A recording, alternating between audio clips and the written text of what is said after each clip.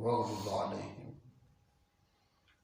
اب اس آیت مبارکہ میں منافقین کی ایک اور بہت بری عادت اللہ تعالیٰ اس کو بیان فرما رہے ہیں۔ غزوہ تبوک 9 ہجری میں رجب کے مہینے میں واقعہ پیش آیا، اور روم کے ساتھ یہ جنگ ہونی تھی، رومیوں کے ساتھ بہت بڑی فوج تھی روم کی اس وقت۔ اللہ کے نبی نے اعلان فرمایا، صحابہ نے تیاری کی، ان میں کچھ منافق بھی ساتھ چل پڑے۔ ظاہراً تو کلمہ پڑھتے تھے، اسلام کا اظہار تھا، جب چل پڑے تو راستے میں نبی پاک صلی اللہ علیہ وسلم اور اللہ تعالیٰ کی ذات کے بارے میں مذاق کی باتیں کرتے تھے، یعنی آپس میں اکٹھا گروپ بن کر مختلف جملے بولنا۔ اللہ کے نبی کو اللہ پاک نے بتا دیا کہ یہ اس طرح آپ کا مذاق اڑا رہے ہیں، میرا مذاق اڑا رہے ہیں۔ ان سے جب پوچھا کہ تم ایسی باتیں کر رہے ہیں، تو کہا نہیں، ہم تو ویسے ہی گپ شپ لگا رہے ہیں۔ تو قرآن پاک میں اللہ پاک نے فرمایا ان کو کہو، اب اللہ و آیاتہ و رسولہ کنتم تستہزئون، کہ اللہ کی ذات ہی رہ گئی یا اللہ کے نبی اور قرآن رہ گیا مذاق کرنے کے لیے؟ تمہیں اور کوئی مذاق کی باتیں نہیں سنتی؟ اس طرح ان کو سمجھایا گیا۔ خیر، اب جب سفر میں جا رہے ہیں، راستے میں پلاننگ سوچ رہے ہیں، اس دفعہ لگتا ہے بس مسلمان گئے، اتنی بڑی فوج کا مقابلہ ہے، کہاں ان کو چھوڑیں گے؟ چند ایک یہ ہیں، نبی پاک صلی اللہ علیہ وسلم کی ذات اقدس کے بارے میں بھی یہی سوچ رہے تھے، بس یہ بھی شہید ہو جائیں گے، الیاذ باللہ معاذ اللہ۔ خیر، اللہ پاک کا کرنا یہ ہوا کہ صحابہ کرام رضی اللہ تعالیٰ اجمعین اور حضور پاک صلی اللہ علیہ وسلم بنفس نفیس واپس تشریف لائے۔ چند ایک اپنی طبی موت یا کسی وجہ سے بیچارے فوت ہوئے۔ جب واپس آ رہے ہیں، مدینے میں اطلاع مل گئی، تو جو مدینے میں منافق تھے پریشان ہو گئے، یہ کیا ہو گیا؟ ہم تو بڑے خوش تھے کہ اللہ کے نبی شہید ہو جائیں گے، مسلمان ختم ہو جائیں گے، بس اللہ خیر چل رہا ہے۔ اب انہوں نے سوچا کہ آج یہ موقع ہے، اگر یہ ہاتھ سے نکل گیا دوبارہ نہیں ملے گا، کیا کریں؟ آپس میں اکٹھے ہو کر لکھا ہے 12-13 افراد تھے یا 14-15 افراد تھے منافق، کہ ہم راستے میں جاتے ہیں، جس راستے سے وہ واپس آ رہے ہیں وہاں چھپ جاتے ہیں، اچانک حملہ کریں، الیاذ باللہ معاذ اللہ، جناب نبی اکرم صلی اللہ علیہ وسلم کو ختم کر دیں۔ یہ پلاننگ بنا کے چل پڑے۔ راستے میں جیسے مختلف کوئی پہاڑی ہے، کوئی درہ ہے، وہاں چھپ کے بیٹھ گئے، یہاں سے جو ہی گزریں گے حملہ کر دیں گے۔ رات کا وقت تھا، اتنی اندھیری رات بھی نہیں تھی اور اتنی روشن بھی نہیں، درمیانی سی۔ حضور اکرم صلی اللہ علیہ وسلم کی ذات اقدس کے ساتھ 2 صحابہ تھے۔ اونٹ کے اگلی طرف حضرت عمار بن یاسر تھے رضی اللہ تعالیٰ، اور پیچھے حضرت حذیفہ تھے سواری کے ساتھ رضی اللہ تعالیٰ۔ چلتے آ رہے ہیں، حضرت عمار بن یاسر کو پتہ چلا، محسوس ہوا جیسے کچھ آدمی، جیسے آوازیں نظر محسوس ہوتی ہے، کچھ آدمی آ رہے ہیں، تو وہیں پر للکارنا شروع کر دیا، کوئی ہے تو آئے مقابلے کے اندر، کون ہے؟ اب ایمانی جرت ایک ایسی چیز ہے، اللہ نصیب فرمائے، کفر اس کا مقابلہ نہیں کر سکتا۔ کہتے ہیں عمار بن یاسر جب للکارا رتبہ آگے، یہ ان کے پیچھے، حذیفہ ان کے پیچھے، تھوڑی دور تک جا کر حذیفہ واپس آ گئے، اللہ کے نبی اکیلے رہ جائے اور مسئلہ بن جائے۔ حضرت مارو دور تک ان کو بگا۔ اب سمجھے، جب حضرت حذیفہ واپس آ گئے حضور پاک صلی اللہ علیہ وسلم کے پاس، تو اللہ کے نبی نے فرمایا حذیفہ، جی یا رسول اللہ صلی اللہ علیہ وسلم، فرمایا کون لوگ ہیں؟ میں تو نہیں جانتا۔ نبی پاک صلی اللہ علیہ وسلم کو اللہ پاک نے ان کے نام بتلا دیے، یہ فلاں فلاں فلاں منافق ہے۔ تو حضور اکرم صلی اللہ علیہ وسلم نے حضرت حذیفہ کو ان کا نام بتلایا، یہ فلاں فلاں منافق ہے، لیکن یاد رکھنا یہ تیرا اور میرا راز ہے، کسی کو بتانا نہیں۔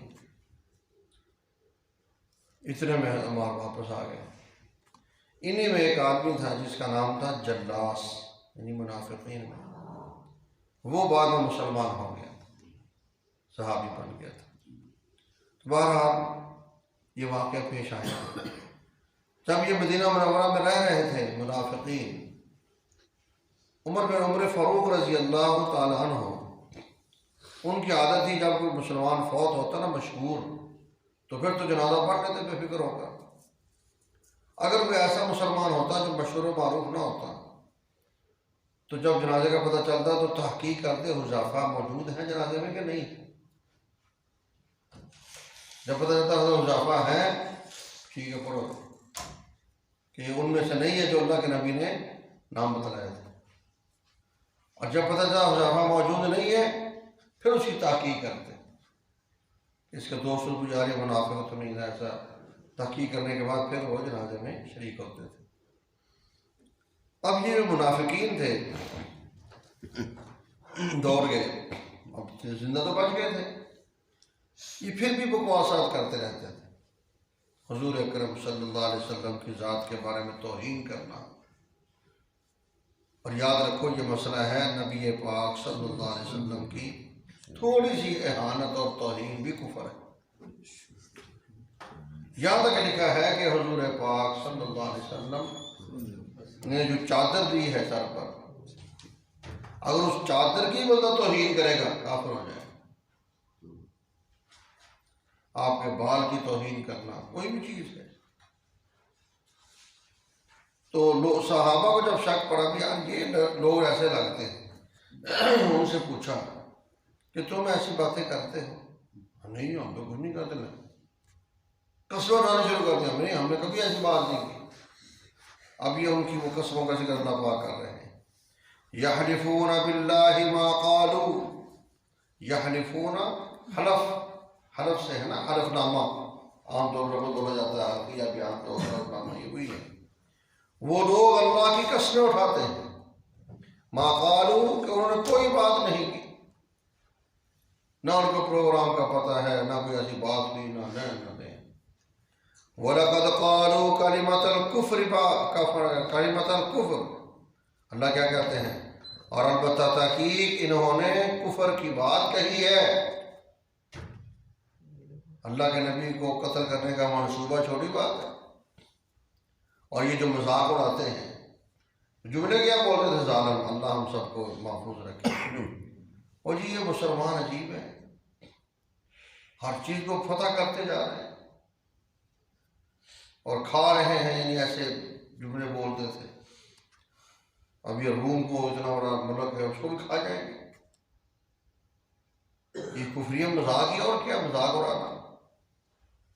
اور البتہ تحقیق کہی انہوں نے کفر کی بات، وَكَفَرُوا بَعْدَ إِسْلَامِهِمْ، اور انہوں نے کفر کیا اپنے اسلام ظاہر کرنے کے بعد۔ دل میں تو پہلے بھی کفر تھا، لیکن زبان سے کلمہ پڑھتے تھے، مسلمان بنتے تھے، نمازیں پڑھتے تھے۔ اللہ پاک کہتے ہیں انہیں اسلام ظاہر کرنے کے بعد پھر کفر کیا۔ وَهَمُّوا بِمَا لَمْ يَنَالُوا، اور ارادہ کیا اس چیز کا جس کو یہ حاصل نہ کر سکے۔ نبی پاک صلی اللہ علیہ وسلم کی شہادت کا ارادہ کیا، لیکن اللہ جس کو محفوظ رکھے، کون ہے اس کے ساتھ جو انسان کو نقصان پہنچا سکے۔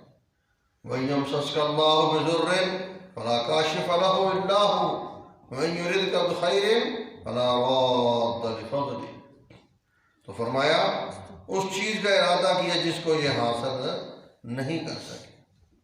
وَمَا نَقَمُوا إِلَّا أَنْ أَغْنَاهُمُ اللَّهُ وَرَسُولُهُ مِنْ فَضْلِهِ، آگے فرمایا کہ یہ لوگ ایسے ناشکرے ہیں۔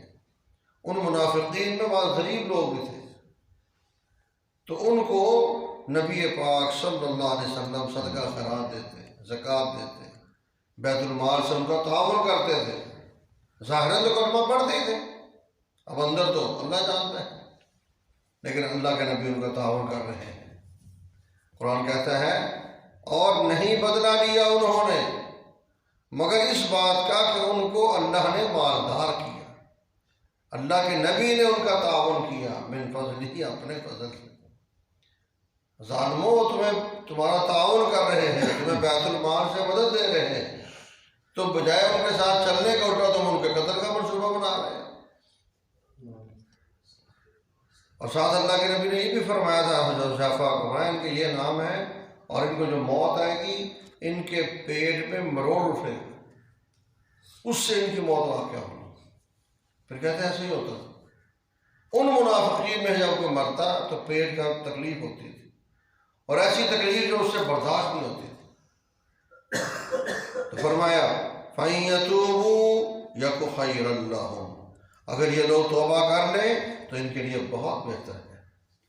دل سے اسلام قبول کر لیں، اوپر سے نہیں، اندر سے کہ ٹھیک ہے توبہ کرتے ہیں۔ اگر توبہ کر لیں یَكُ خَيْرًا لَّهُمْ تو ان کے لیے بہتر ہے۔ وَإِن يَتَوَلَّوْا، اور اگر یہ لوگ منہ موڑ لیں، یعنی توبہ نہیں کرتے، اعراض کرتے ہیں توبہ سے، تو اللہ فرماتے ہیں يُعَذِّبْهُمُ اللَّهُ عذابًا علیمًا فی الدنیا والآخرہ، اللہ ان کو سزا دے گا دردناک قسم کی سزا دنیا میں، والآخرہ، اور آخرت۔ دنیا میں تو یہی کہتے ہیں کہ جس کو موت آتی پیٹ کی تکلیف اور دنیا حیران ہوتی تھی۔ اللہ تعالیٰ ہم سب کے ساتھ آسانی کا معاملہ فرمائے۔ کئی ایسے واقعات آپ نے دیکھے ہوں گے، یہاں غلام آباد کا واقعہ ہے، اللہ حفاظت فرمائے۔ گھر کے اندر غریب لوگ گھر پہ چلو، موت روح نکلنے والی ہے، چارپائی پہ ڈالا ہوا ہے، چارپائی بھی ٹوٹ گئی، پھر چارپائی لکڑی کی دوسری تھی وہ بھی ٹوٹ گئی، آخر پھر مجبور ہو کے زمین پہ ڈالا، زمین پہ لٹایا، وہاں پھر بیچارے کی روح نکلی، اتنی تکلیف اور پریشانی۔ اور کئی ایسے واقعات ہوتے ہیں آدمی لیٹا ہوا ہے پتہ بھی نہیں چلتا، اللہ کے حوالے۔ تو فرمایا کہ یعذبہم اللہ، ان کو اللہ سزا دے گا دردناک، عذابًا علیمًا، دردناک سزا، پھر دنیا میں، والآخرہ، اور آخرت۔ آخرت میں کیا ہونا ہے؟ قرآن نے بارہا بیان کیا ان المنافقین فی الدرک الاسفل من النار، منافق جہنم کے اندر سب سے نچلے درجے میں ہوں گے۔ اللہ معاف فرمائے، سب کی حفاظت فرمائے۔ اس لیے منافقت بہت بری چیز ہے، دل سے انسان صاف ہونا چاہیے، جو دل میں ہے وہی زبان پر، دل میں کفر ہے زبان پہ کچھ اور ہے، کیا نظام ہے؟ دنیا کا نفع کتنا حاصل کر لیں، سوچنے کی بات ہے۔ آج آپ تھوڑا سا غور کریں، آپ کو اپنے ارد گرد اللہ ماشاء اللہ کو مخلص نظر آئے گا، ورنہ نفاق چل رہا ہے ہر طرف، بہت مخلص لوگ کم رہ گئے ہیں، اور یہ بہت بڑی بد اخلاقی ہوتی ہے۔ میں نے آپ کو شاید بتایا تھا، مولانا تقی عثمانی صاحب فرماتے مدذلہ، اچھا اخلاق کیا ہے کہ ہنس کے مل لیا، ہاں جی کیا حال ہے جی، ٹھیک ہے جی، یہ ہے، اس کا نام اچھا اخلاق نہیں ہے۔ اچھا اخلاق یہ ہے کہ آپ کے دل میں اگلے آدمی کی خیر چھپی ہوئی، آپ دل سے اس کی بھلائی سمجھیں، اس کی بھلائی چاہیں، اس کو یہ فائدہ ہو جائے، اس کو یہ فائدہ ہو، یہ فائدہ ہو، یہ ہے اچھا اخلاق۔ اگر تو ہمارے دل میں یہ ہے اپنے بہن بھائیوں کی، اپنے دوست احباب کی، رشتہ داروں کی، پھر تو ہم اچھے اخلاق والے ہیں۔ اور اگر ہمارے دل میں چیز نہیں ہے تو ہنسنے کا کوئی فائدہ نہیں ہوتا، وہ تو منافقت ہے کہ اوپر سے ہنس کے مل رہا ہے اور اندر پتہ نہیں کیا کچھ چھپا کے رکھا ہوا ہے۔ کیا کرے گا تیرا ہنسنا، تیرا ہنس کے ملنا جی کرنا۔ اچھا اخلاق یہی ہے، جب کسی سے انسان تعلق ہے دل سے اس کے ساتھ صاف ہونا۔ فرمایا ان کو دنیا میں بھی تکلیف، آخرت میں بھی۔ وما لهم فی الارض من ولی ولا نصیر، اگر اللہ فرماتے ہیں زمین میں ان کے لیے کوئی بھی، نہ کوئی دوست ہے نہ کوئی مددگار ہے۔ جب اللہ ان کے ساتھ نہیں باقی کیا رہ گیا؟ تو اس لیے انسان دل و جان سے اللہ تعالیٰ کے ساتھ پکا لا الہ الا اللہ محمد الرسول اللہ، جیسے ہم زبان سے پڑھتے ہیں اسی طرح دل سے ہی پڑھا جائے، اللہ کے سوا کوئی کچھ نہیں، اللہ کی ذات دلوں کو جانتی ہے۔ جب تیرا عقیدہ تیرا نظریہ درست ہوگا اللہ کی ذات کے بارے میں تو انشاءاللہ کامیابی یقینی ہے، اور اگر عقیدہ نظریہ درست نہ ہوا، زبان سے کلمہ ہے لا الہ الا اللہ محمد الرسول اللہ، اور اندر کچھ اور چھپا ہوا ہے، تو پھر اللہ یا اپنا کیا بنے گا؟ ایسا نہیں ہے، انسان اپنا عقیدہ درست کر لے۔ وما لہم فی الارض من ولی ولا نصیر، ان کے لیے زمین میں کوئی یار بھی نہیں ہے، کوئی دوست نہیں ہے، ولا نصیر، اور نہ ہی کوئی مددگار ہے۔ اللہ تعالیٰ سے دعا ہے اللہ مجھے آپ کو قرآن پاک کی سمجھ اور عمل نصیب فرمائے۔ الحمدللہ رب العالمین والصلاة والسلام علی سید المرسلین۔ ربنا آتنا فی الدنیا حسنہ وفی الآخرۃ حسنہ وقنا عذاب النار۔ یا رب العالمین ہمارے باطن کو درست فرما، ہمارے ظاہر کو درست فرما۔ اے اللہ پاک ہمارے دلوں میں جو منافقت ہے اس کو ختم فرما، جو نفاق والی بیماریاں ہیں ان کو ختم فرما۔ یا اللہ ہمارے دلوں کو پاک صاف فرما، ہمارے دلوں سے بغض، اناد، کینہ، عداوت، تکبر، غرور، عجب، ریاکاری اپنے فضل و کرم سے دور فرما۔ اے اللہ پاک ہمارے ظاہر اور باطن کو پاک صاف فرما۔ مولا ہم سب کو اپنے پیارے بندوں میں شامل فرما، اپنے مقبول بندوں میں شامل فرما، اپنے موحد بندوں میں شامل فرما۔ یا اللہ منافقین سے ہمارا رشتہ ختم فرما۔ ہم دل و جان سے کلمہ پڑھتے ہیں لا الہ الا اللہ محمد الرسول اللہ، جو تجھے محبوب بندے ہیں، جنتی لوگ ہیں، ان میں ہم سب کو شامل فرما۔ ہمارے بچوں کو بھی منافقین سے محفوظ فرما، ہمارے رشتہ داروں کو منافقت سے محفوظ فرما، ہمارے دوست احباب کو منافقت سے محفوظ فرما۔ اے اللہ پاک مخلص بن کر زندگی گزارنے کی توفیق عطا فرما، ہمارے دلوں میں اخلاص پیدا فرما، ایک دوسرے کی خیر خواہی پیدا فرما۔ اے اللہ پاک معاشرے کی وجہ سے آج ہم دلوں کے اندر جو کفر چھپا کے رکھتے ہیں اس کو ختم فرما، ہمارے دلوں کو پاک صاف فرما۔ یا رب العالمین قرآن کی برکت سے، قرآن نور ہے، ہر روز ہم پڑھتے ہیں، سنتے ہیں، ہمارے دلوں میں بھی نور پیدا فرما، ہمارے دلوں سے ظلمت ختم فرما، ہمارے دلوں سے جو گناہوں کی ظلمتیں ہیں، اندھیرے ہیں، ان کو ختم فرما۔ اے اللہ پاک قرآن پاک کے نور سے ہم سب کے دلوں کو منور فرما۔ صلی اللہ تعالی علی خیر خلقہ محمد وآلہ واصحابہ اجمعین، آمین۔